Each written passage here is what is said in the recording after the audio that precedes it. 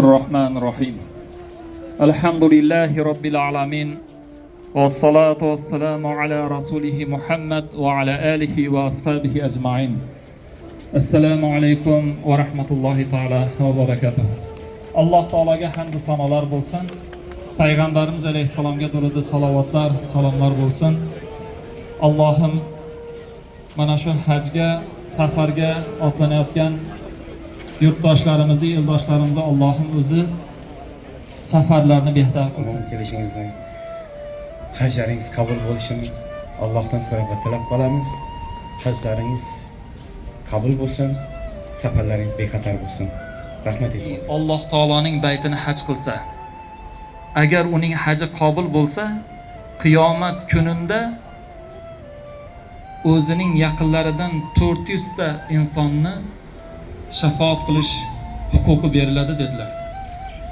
Yana ba'zi hadisda 400 oila degan hadis ham bor ekan. Alloh taoloning baytini haj qilib, haji mabrur bo'lib qaytib kelgan odam onadan tug'ilgandek gunohlardan forig' bo'lib qaytishligini payg'ambarimiz alayhisalom aytdilar. Bu dunyoni o'zida bu ulkan baxt ekan. Qiyomat kunida esa jannatning eshigini oldida turib, o'zini yaqinlaridan, birodarlaridan 400 xonadon sohiblarini birga jannatga kirishlik maqomini Alloh beradi ekan. Xudoyjon omon bo'lib omon bergaymiz. Allohjon hammamizni dunyo ajoyib, hammamizni niyatlar bersin. Amin. Safarlarimiz bexatar bo'lsin.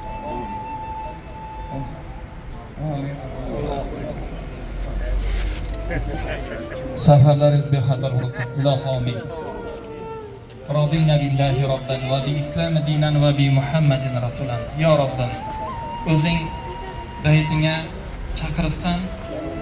Bu birodarlarimiz labbay deb yo'lga chiqyapti. Allohim mabrur hajni savobini olib qaytishlikni o'zing nasib ayla. Barchalarning yo'llarini, safarlarini bexatar qil. Allohim.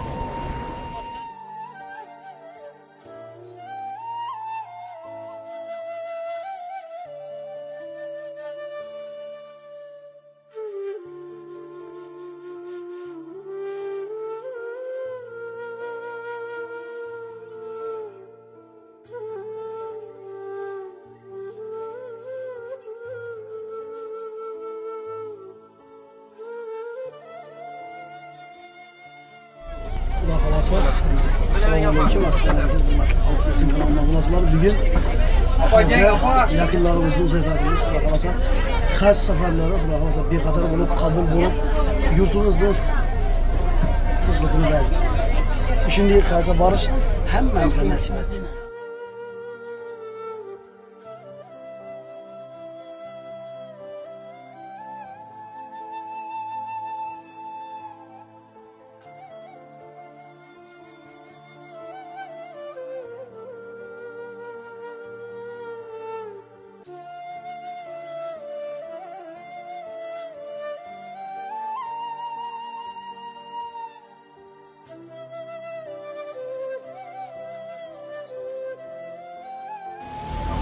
Xudo xolasa yana hajlari, yaqinlari xayrlashib, ketyapti Turku joy masjidining oldida.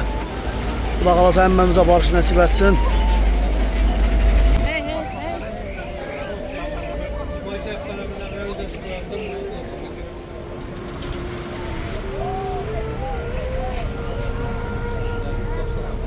Xudo xolasa yurtdoshlarimiz ketdi hajga. Voy barxamon kelsalar.